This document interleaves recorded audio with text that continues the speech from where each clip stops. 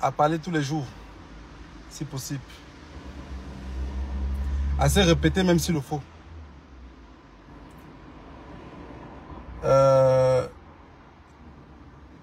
Parce qu'il y a beaucoup d'Africains jusqu'à présent. En réalité, je ne les en veux pas, hein, qui ne comprennent même pas ce qui nous arrive. Qui ne comprennent pas. Mais ces Africains-là, il faudrait qu'on les répète. Voilà, qu'on les répète à chaque fois. Quel est le problème qu'on a? Oublions les Occidentaux, eux peuvent ne pas comprendre. Ça, c'est même pas... Ce qui les intéresse, c'est leurs intérêts. Ce qui les intéresse à eux, c'est leurs intérêts. Voilà. L'Occident s'intéresse à ses intérêts.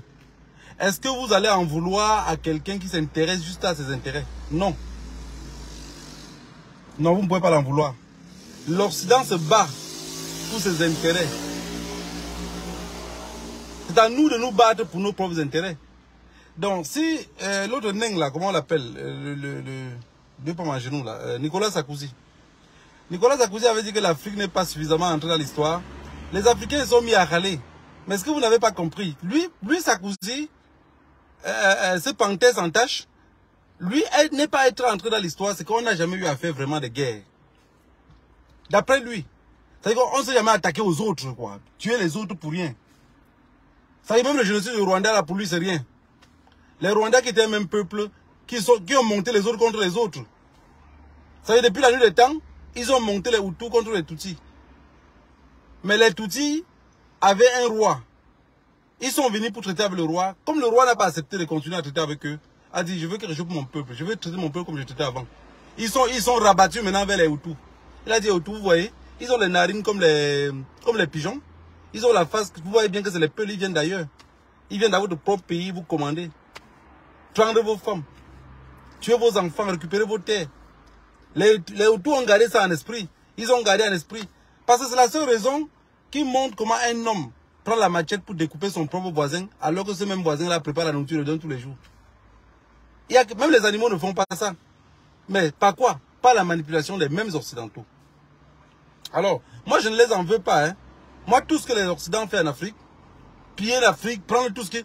Moi, je dis sincèrement, je les en veux. Parce que si on vous met à leur place, vous allez faire exactement les mêmes choses. Quand vous trouvez un panier de bêtes, qu'est-ce que vous faites? Vous tentez de les arrêter le plus maximum possible. Voilà, c'était pas ça le but du direct de la famille. Partager, mettez les puces, faire circuler le direct, faire que ça atteigne tout le monde. Comme disent les Ivoiriens, chacun connaît son travail. Si nous on vient bavarder, on a déjà le courage de se mettre devant une caméra pour parler. Parce que même si vous ne le croyez pas, il faut avoir du courage pour ça. Parler comme ça, il faut avoir du courage.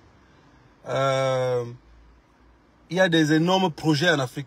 Que ces gens-là vont perdre ce projet-là à cause de notre bavardage. Voilà, ça sera à cause de notre bavardage. Parce qu'à force qu'on bavarde, il y a beaucoup d'entre vous derrière les écrans qui découvrent aussi ce qu'ils n'avaient jamais su. Voilà, je suis venu ici pour 20 minutes top chrono. Pas plus que ça.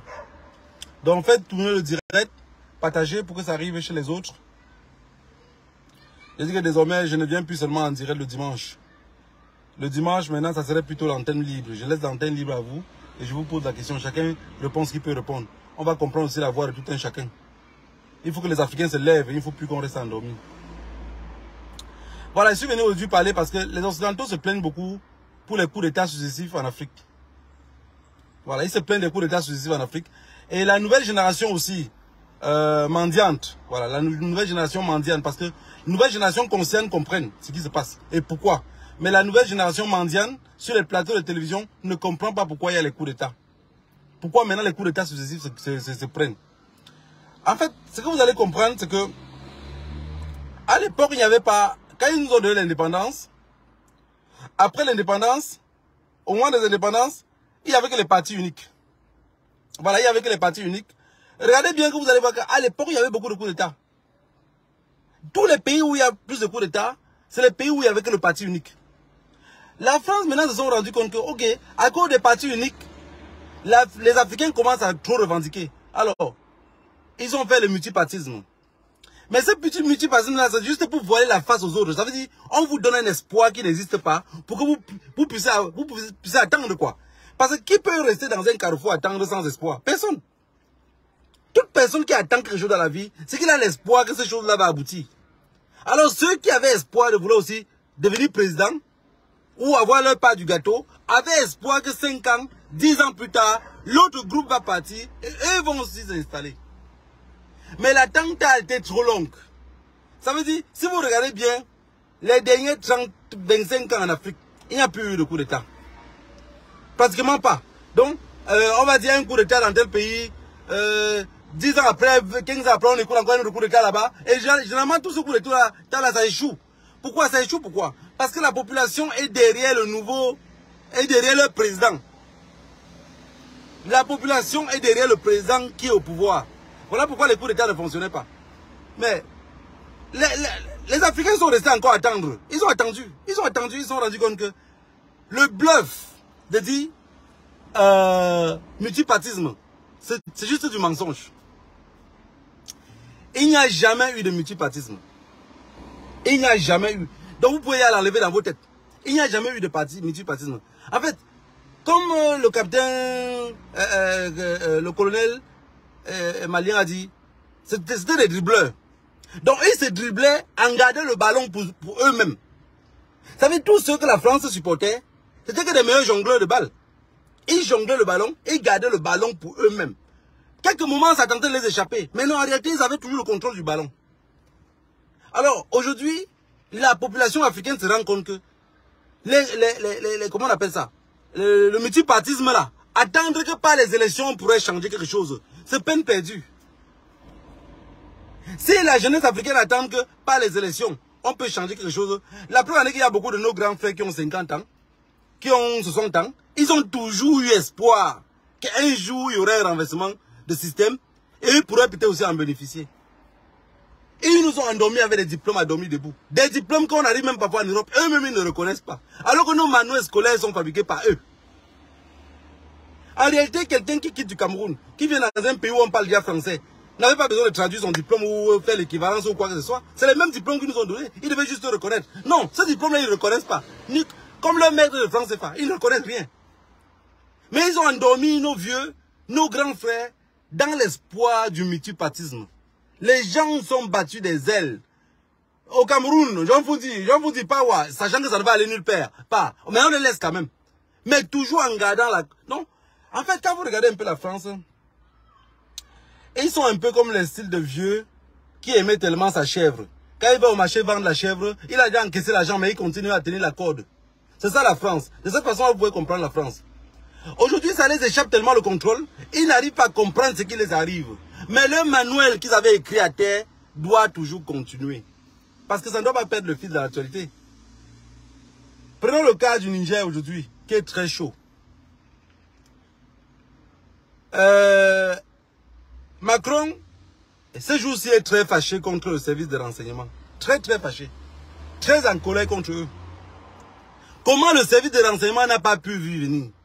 Mais le patron du service de renseignement répond à Macron que ça, c'était très difficile de faire venir parce que ce n'est pas un truc qu'il a réuni l'armée. C'est ce que je vous ai dit l'autre jour. Je vous ai dit l'autre jour que le nouveau coup d'État maintenant, c'est trop beau. Les nouveaux coups d'État maintenant, c'est très beau. C'est tellement beau que quand on vous explique même, parce qu'il n'y a pas mort d'homme. Parce que regardez, je vais vous dire quelque chose. Quand il y a un coup d'État où il y a mort d'homme, parfois ça révolte les peuples. C'est un peuple qui supportait cette personne-là. Parfois, tellement il veut venger cette personne-là qu'il finit même par être terroriste. Mais si on a arrêté ton oncle, on l'a juste mis aux arrêts, et quelques moments, tu sais bien qu'on va le libérer. Mais tu vas te fâcher pourquoi? Tu vas dire, mais de toutes les façons, c'était qu'elle volait, il ne faisait rien.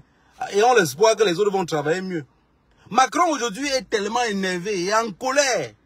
Il a une colère incontrôlable contre les services de renseignement. Il dit, et en plus de cela, on paie le gros lot. Vous étiez ouf. On vous paye pourquoi? Donc, ça veut dire en réalité, dans nos pays, selon le discours de Macron, selon ses paroles, dans nos pays, le service de renseignement ou le service, peu importe, est contrôlé encore par Paris. Oui, parce qu'il dit, comment les services de renseignement Niger ne vous est pas alerté de ce qui va se passer? Comment vous-même, vous n'avez pas pu comprendre ce qui se passe? Non, c'est très simple. C'est juste qu'on est en train de vous jouer en 4-4-6. Vous n'avez pas compris combien de joueurs on avait au stade. Parce que d'après eux, Bazoum ne pouvait pas tomber. Les services de renseignement français disent qu'ils ont causé le 6. Dans le 6. Non, 6 jours, pardon. 6 jours avant que Bazoum ne tombe, ils ont causé avec les services de renseignement de ce pays-là. Tout était calme. Ils ont causé avec Bazoum. Il n'y avait pas de problème. 6 jours avant le coup d'État. Mais 6 jours après, on pose une question à Bazoum. Bazoum répond mal. Le général dit attachez-le. Est-ce que ça a besoin de passer par 4 chemins? Bazoum qui est là était le remplaçant d'un autre président marionnette qui était là. Voilà pourquoi je viens vous dire pourquoi il y a trop de coups d'État en Afrique. Parce que tous ces coups d'État, c'est tout plus l'Afrique francophone. Hein. L'Afrique francophone, parce que, en fait, il pousse sa population. Parce que ce que la France aussi doit comprendre, c'est qu'il y a un coup d'État. Tout le peuple est derrière les colonels et les généraux et les capitaines. Pourquoi tout le peuple doit être derrière eux? C'est parce que vous avez failli à quelque part. Vous avez failli. Et il n'y a pas de marche arrière. Donc vous ne pouvez pas. Vous avez tué Idriss Déby. Vous avez pris son fils, vous avez mis. Vous pensez que ceux qui étaient derrière, qui avaient au moins un grain d'espoir de devenir président aussi dans ce pays-là, ils vous voient comment aujourd'hui? Ils vous voient comme des bandits. Ils vous voient comme quelque chose qui n'existe pas. Parler des élections à un jeune Tchadien. Mais ça n'entre pas dans ses oreilles. Il va dire élection comment, contre qui? Le président de l'Assemblée nationale, il est du même parti. Le président du Sénat, même parti. Tout le monde est du même parti. Parce que de toutes les façons, si au Niger, quelqu'un gagne les élections, qui va proclamer ces élections-là? Celui qu'on a gagné? Donc vous avez pris les Africains comme des malades mentaux, quoi. Donc ça veut dire que nous, on n'a plus de cerveau sur nos têtes. On ne réfléchit pas par nous-mêmes. Nous, on ne réfléchit pas par nous-mêmes. C'est-à-dire tous nos pensées là, il faut que la Russie vienne se placer sur le grain de cheveux qu'on a sur la tête pour que nous on puisse penser. Le président de l'Assemblée nationale, même parti. Président du Sénat, même parti. Cour constitutionnelle, même parti. Nommez pas les mêmes personnes. Jusqu'à vous êtes au Quai d'Orsay à Paris, vous nommez le président de la Cour constitutionnelle d'un pays. Jusqu'à exiger le président de la République pour qu'il puisse nommer cette personne-là. Vous pensez que comme ça, nous, la jeunesse africaine là, on comprend, on analyse ça comment? Nous, on analyse d'un seul coup qu'il n'y a pas d'élection. Parce que je vais vous dire quelque chose de simple. Et c'est le but du direct de dimanche. Je voudrais que chacun vienne intervenir. Parce que je vais taguer des personnes que je sais que vous avez beaucoup trop peur de parler. Ou quand on parle de lui, c'est que, oh, il veut déstabiliser. Je vous ai dit qu'il n'y a pas d'opposition. Oubliez ça. Il n'y a pas d'opposition. Je vous pose une question simple. Une question très simple. Hein. Imaginez-vous au Cameroun aujourd'hui. On prend le professeur Maurice Kamto. On le met président de la République. On le met président de la République. Et le garde du corps rapproché, ou le chef militaire, ou tout ce qui va avec la présidence, c'est encore les mêmes personnes qui étaient avec Pomba. Le professeur Maurice Kamto aurait peur de deux choses. Deux choses. Un, il a peur de l'armée. Parce qu'il ne contrôle rien. Deux, il a peur de Paris. Je recommence. Le professeur Maurice Kamto est président de la République du Cameroun. Président de la République du Cameroun. Parce que je vous ai dit que l'armée camerounaise, c'est l'armée du village. C'est une milice. L'armée du Camerounais, c'est l'armée du village. C'est pour ça que beaucoup de personnes doutent beaucoup pour que s'il y a un coup d'État au Cameroun. C'est l'armée du village. Et c'est un village paresseux. Donc ils ne savent pas travailler. Du coup, tout ce qui leur reste, c'est les armes. S'ils perdent les armes, ils travaillent comment? Ils vivent comment? Mon grand-père disait souvent que celui qui ne simplifie pas la chose meurt que de la chose. Le professeur Maurice Kamto devient président du Cameroun. Il arrive au pouvoir. Je vous pose, c'est un truc simple, analysez par vous-même. Il ne contrôle pas l'armée, ça le fait déjà peur. Il ne veut pas écouter Paris. 2 fois la peur. 2 fois la peur. Il gouverne comment? Il vous aide comment? Parce que même pas 6 mois ou 1 an plus tard, vous allez dire, il est plus pire que Paul Biya. Non, c'est comme ça. C'est comme ça, parce qu'il ne tient la main sur rien. Voilà le but pourquoi je vous ai dit, tout ce qui peut nous aider dans les pays francophones aujourd'hui. Il n'y a que l'armée, il faut qu'il y ait quelqu'un qui tient une arme. Quand la France dit que machin, il va aller vous faire foutre. Il est prêt à la mort, il n'a pas peur. Il n'a pas peur. Dans les pays francophones, il n'y a pas d'élection libre et transparente qui tient la route. Oubliez ça dans vos têtes. Celui qui n'est pas convaincu, il doit aussi attendre sa part de 42 ans comme beaucoup ont attendu. Et qu'après le fils vient remplacer le père. Regardez toujours l'Afrique francophone. Denis Sassou Nguesso, de l'autre côté, voit pratiquement son petit-fils. Oui, voit pratiquement son petit-fils. Regardez le cas, il était en Russie. Quand Poutine parlait, Poutine l'a traversé, Poutine l'a salué, comment on salue? Vous avez vu quand vous saluez quelqu'un quand vous passez en voiture? Oh, bonjour. Il est passé. Comment on salue par exemple une fille que quand tu étais plus jeune, tu te draguais parce qu'elle n'acceptait pas. Comment elle est devenue trop maman, tu la salues maintenant qu'à distance. C'est comme ça que Poutine l'a salué en Russie. Et Poutine arrive sur Ibrahim Traoré, le capitaine. Le seul a même pas le temps à parler avec lui. Appelle même le traducteur pour dire, dis-le encore comme ça. Dis-le comme ça. Et parlent ensemble. Regardez le regard du vieux mendiant. Ouais, quelle honte pour un continent. Il regarde comme ça. Normalement, il doit regarder comme ça. Il ne fait que regarder comme ça, il regarde un peu. Il regarde comme ça, il regarde un peu. Il dit, mais vous n'avez pas encore fini de parler. Il voit comment il y a de l'amour. Il y a du respect quand on parle à quelqu'un. Il y a du respect quand on sent quelqu'un qui est prêt à mourir. Toute personne qui est prêt à mourir, il n'y a qu'eux pour diriger l'Afrique aujourd'hui. On n'est pas capable de chasser les colons nous-mêmes en tant que civils. Aucun civil ne peut parler aux colons. Aucun. Parce que quand tu tiens tes le colon passe par derrière, il regarde ton armée à toi. Il dit à l'armée que vous faites quoi? Tu vois pas qu'il vous bloque tout. Le seul pays où les membres de l'armée sont milliardaires, c'est l'Afrique centrale. Le seul pays, les seuls pays, c'est l'Afrique centrale. Vous allez aller au Congo. Je connais un monsieur, hein. Son fils vit dans ce pays ici qu'on appelle la Belgique. Je vois le gars chaque fois, le petit, il travaille dans un faux magasin là. Et le patron se plaint de lui tout le temps que, point oui, point non, il déclare des petits trucs maladies. Mais après, on se rend compte qu'il était au Congo. Mais, si vous voyez la voiture que les petits la marchent avec ici. Grand frère comme la petite soeur. Des plus grosses cylindries, pas imaginables. Mais, un jour, je ne savais pas d'où, je savais seulement qu'il était congolais. Mais, tout que, mais il fait quoi avec autant d'argent comme ça? Un jour, il me dit, tu sais, à cause de vos trucs que vous bavardez sur Internet là, ça ne fait pas longtemps, hein, ça fait peut-être 3 ans aujourd'hui. Il dit, à cause de vos trucs que vous bavardez sur Internet là, mon père est interdit de mettre les pieds aux États-Unis et même en Europe. S'il vient en Europe, on va l'arrêter. Il a dit que ton père, pourquoi on va l'arrêter? Il fait la politique, c'est quoi? Il dit que mon père c'est telle personne. Vous voyez? Donc un simple général avait autant d'argent, multimilliardaire. Général, multimilliardaire.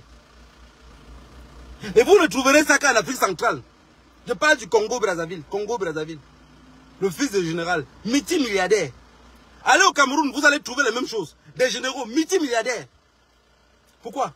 Ça, c'est la France-Afrique. C'est la France qui a donné tout ce pouvoir-là à tous ces généraux-là. En disant au président, partage le pouvoir avec eux. Le peu que je te donne là, donne pour eux. Maintenant, nous, pour manger, qu'est-ce qu'on fait? On doit se battre dans les travaux champêtres. Pour avoir des légumes, pour avoir des patates. Sans jamais trouver à qui vendre. Beaucoup de personnes n'arrivent pas toujours à comprendre tout ce qu'on explique ici. Parce que c'est très difficile. Même l'entendement, ça ne se... Mais j'ai dit à une maman hier soir, elle me dit, après mon direct de hier, dans la maison où j'étais, elle me dit, mais votre façon de combattre la France là, c'est bon, moi je n'arrive pas à trop comprendre. Je dis que tu n'arrives pas à comprendre, maman. Elle dit non. Je dis ok. Elle avait un téléphone à main. J'ai pris son téléphone. J'ai pris le téléphone de la maman comme ça. J'ai retiré un billet de 10 € dans ma poche. Je lui ai dit, prends. Elle me dit, c'est pourquoi mon fils dit que j'achète ton téléphone à 10 €. Elle dit, ça va coûter 500 €. Ouais. Il dit, non, mais je t'achète à 10 €. C'est toi qui dis que ça va coûter. Mais moi, je t'achète à 10 €.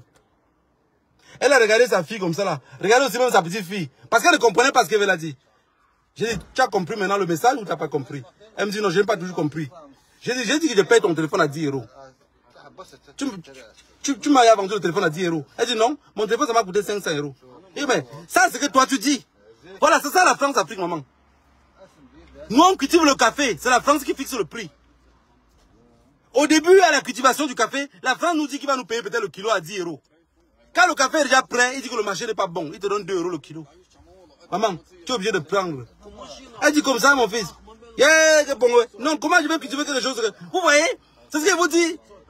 La population africaine ne savent même pas pourquoi on se bat. Et ce qui dérange la France, c'est qu'au fur et à mesure qu'on se bat, les gens découvrent pourquoi on se bat. Et adhèrent plus. La maman ne savait pas que, quand elle cultive peut-être son cacao, que c'est la France qui fixe le prix. J'ai dit non, c'est eux qui fixent le prix.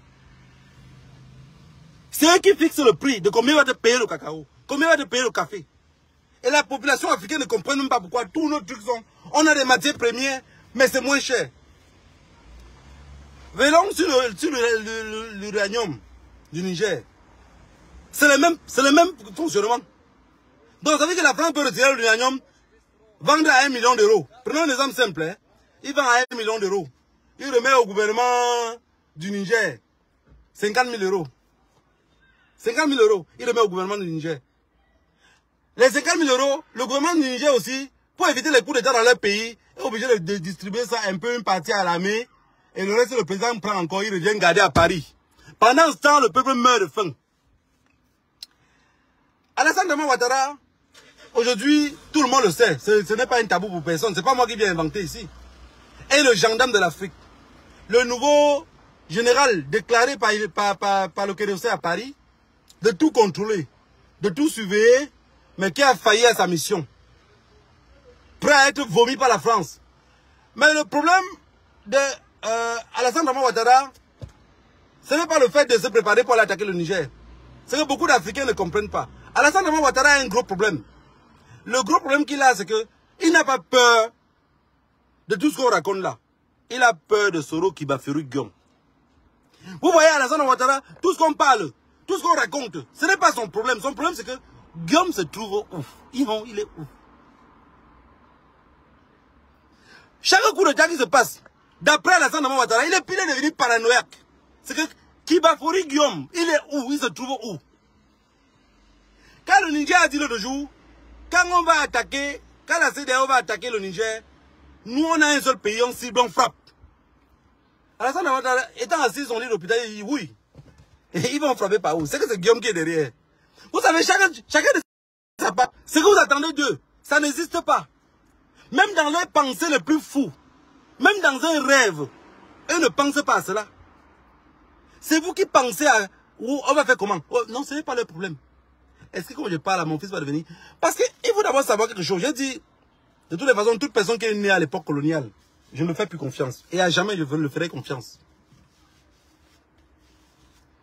Toute personne qui est née à l'époque coloniale, en termes de la libération de l'Afrique, je ne le fais plus confiance.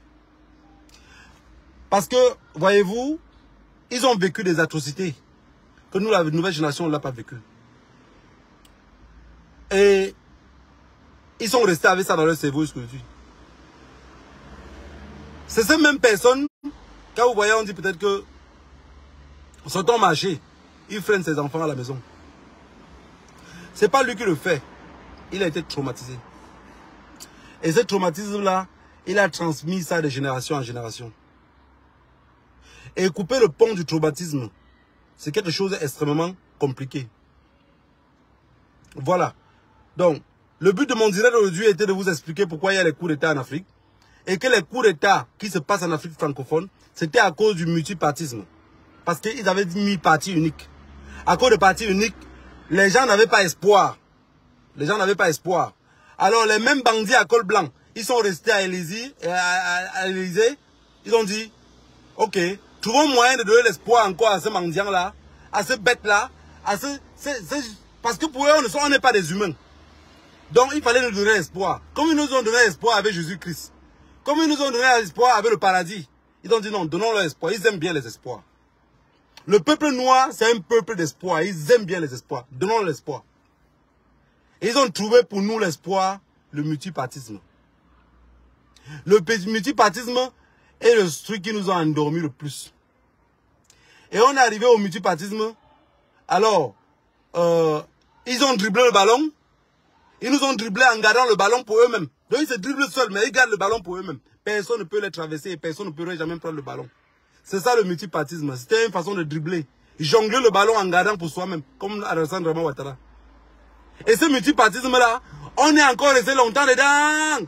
Puisqu'on a commencé à découvrir, comme un peu on découvre Jésus-Christ aujourd'hui. On dit oui, les gens là nous ont dribblé. Mais comment ils nous dribblent depuis on n'a pas de ballon? On dit que non, nous on va prendre le ballon. Et le fait de penser comment on va prendre nous-mêmes le ballon, le seul moyen de prendre le ballon, on peut passer par les élections. Passer par les élections. Président de l'Assemblée nationale, c'est eux. Tel, c'est eux. Tout ce qui concerne l'État. Tout ce qui est censé reconnaître notre victoire, c'est toujours encore eux. Alors on a dit, ce qui nous reste, c'est l'armée. Vous avez vu, la France, pour toujours avoir le courage de venir intervenir dans nos pays, qu'est-ce qu'ils font? Ils font de façon que notre armée, ils ne les équipe pas bien. De peur que l'armée peut prendre le contrôle. Parce que posez-vous une question simple. Depuis plus de 60 ans, vous êtes dans les pays des gens.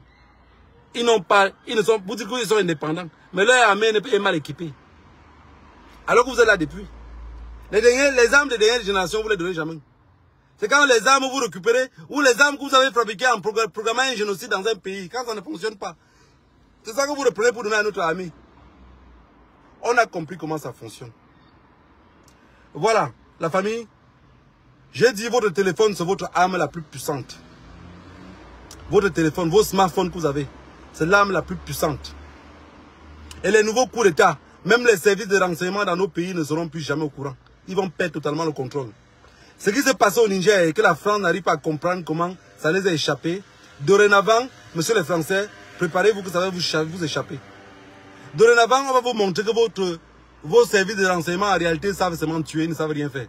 Ils sont bruts. On va vous montrer que l'Afrique est debout, il ne s'assérait plus jamais. Vous êtes en train de programmer et d'attaquer le Niger. Ça ne vous fait pas peur d'attaquer le Niger et que l'Afrique se déstabilise partout. Parce que vous avez toujours été les hommes de guerre. Voilà pourquoi Nicolas Sarkozy, de 1,29 m, nous a fait comprendre que l'Afrique n'était pas dans l'histoire. L'histoire que vous voulez attaquer au Niger, nous on serait totalement tous dans l'histoire. La personne ne va plus jamais se tromper. Le peuple, la jeunesse africaine, il faut que vous commenciez à avoir l'Afrique unie dans vos têtes. N'attendez pas que vos parents viennent unis, cela, ils ne vont pas l'unir. C'est pour nous aujourd'hui. Soit on le fait, soit on ne le ferait plus jamais. Si on attaque le Niger, il faut que la jeunesse africaine soit prête à aller défendre le Niger. Tout jeune africain, partout où il se trouve, qui est panafricain, que dans son esprit l'Afrique existe, n'ayez pas peur d'aller perdre la vie dans ce pays-là. Qu'une partie de l'armée, qu'on veut les envoyer là-bas comme chez Akanon, que c'est vous qui les égorgez. Vous savez, l'Europe a trop peur de la violence. Hein. Parce qu'ils ont tellement fait la violence qu'à un moment donné, ils ont tellement peur de la violence. Parce que vous pouvez, comme vous regardez, c'est les politiques qui guident l'armée. Aucun soldat, tous les soldats là, ils veulent même démissionner. Hein. Mais beaucoup d'entre eux là vont démissionner pour aller où? Démissionner et caler au continent noir. Il va démissionner, il va caler dans le continent noir. En même temps, les services de renseignement de ce continent noir là causent encore avec son pays. Mais il serait toujours vendu. Il est seulement obligé de passer à la boucherie en espérant qu'il peut cogner le marteau sur la tête de quelqu'un d'autre avant lui. Jeunesse africaine. Mon peuple, mes semblables, vous avez un smartphone en main, vous avez une âme. N'attendons pas qu'il soit trop tard avant qu'on sorte les vidéos. Sortez de tous. Car la Sandama Ouattara n'arrive plus à aller aux toilettes, qui se pisse dessus à chaque seconde.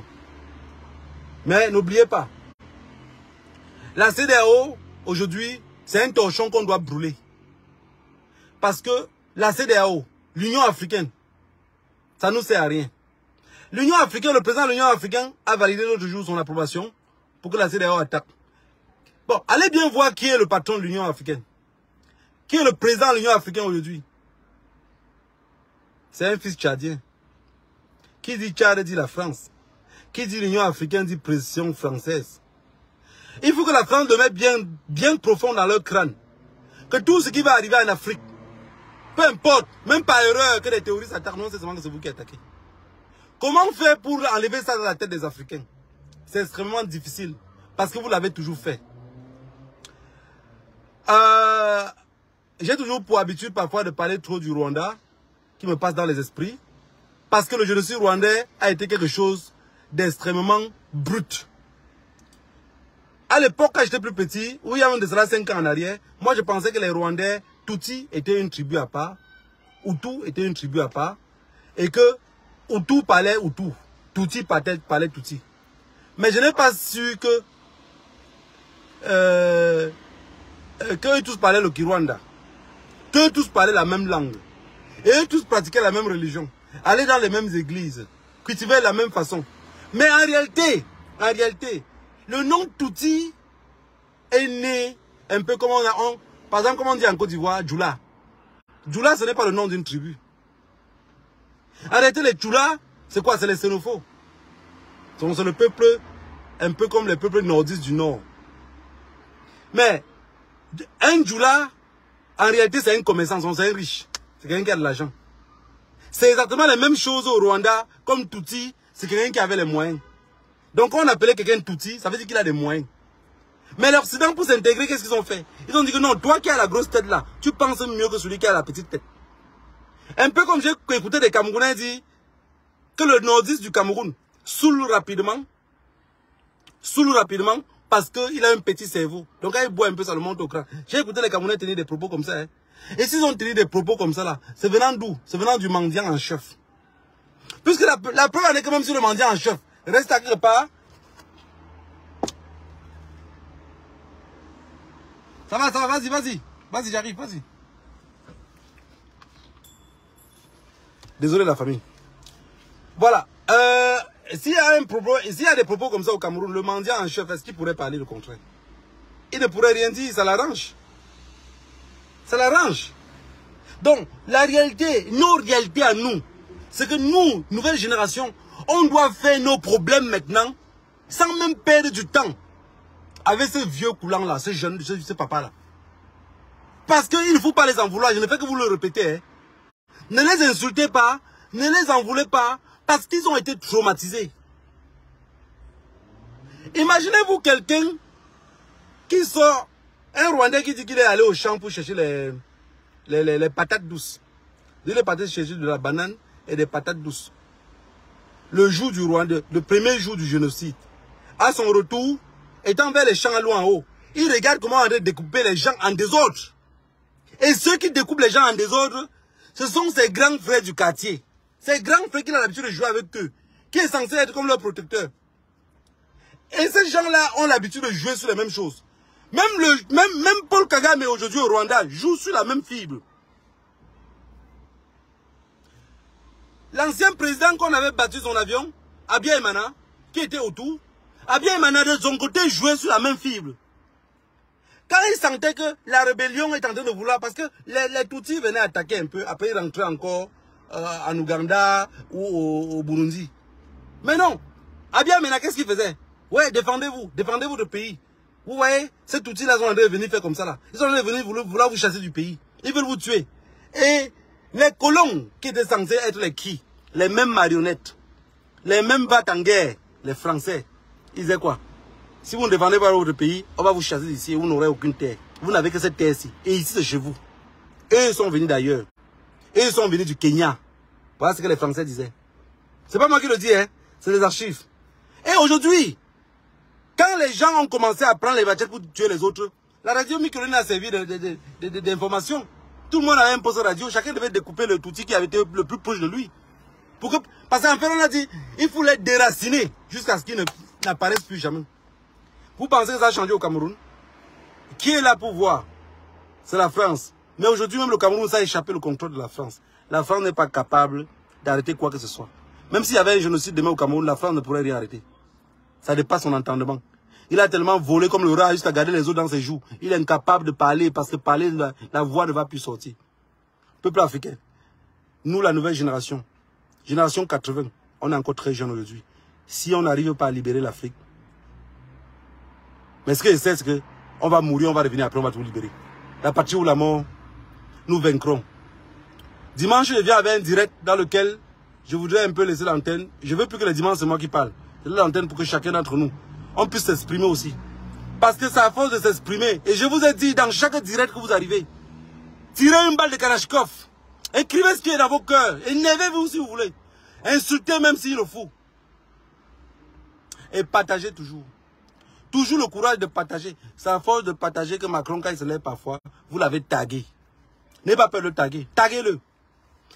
Ils vont rentrer ici, on va voir c'est quoi leur démocratie. En Afrique, ils nous ont importé plutôt la démocratie. Ici, chez eux, ils ont dit que c'est la démocratie. Pardon, pratiquez-le le mieux, ici sur place. Nous, on veut copier à distance. On ne veut plus vous aimer sur place. On voudrait rester de loin, voir comment leur démocratie fonctionne. Mais on ne voudrait pas qu'ils viennent chez nous imposer cette démocratie à base des armes. Nous imposer des présidents. Parce que ce qui a tué la France, c'est chaque fois imposer les présidents, ils voient bien que ça n'avance pas. Le peuple crie, on enferme les opposants. Alassane Ouattara a plus de 1000 opposants qu'il a enfermés depuis 2010. Patrice Talon a plus de 1000. Macky Sall, aujourd'hui on n'en compte plus. Il tue à balles réelles. Ousmane Sonko est enfermé en prison. On nous parle de démocratie. Monsieur Macron, c'est quoi la démocratie? Dites à un chef d'État africain qu'il explique la démocratie à sa langue maternelle. Parce que votre langue de bois, votre langue de Molière, il n'y a que Molière qui comprend cela. Nous, on ne comprend pas ce que ça veut dire.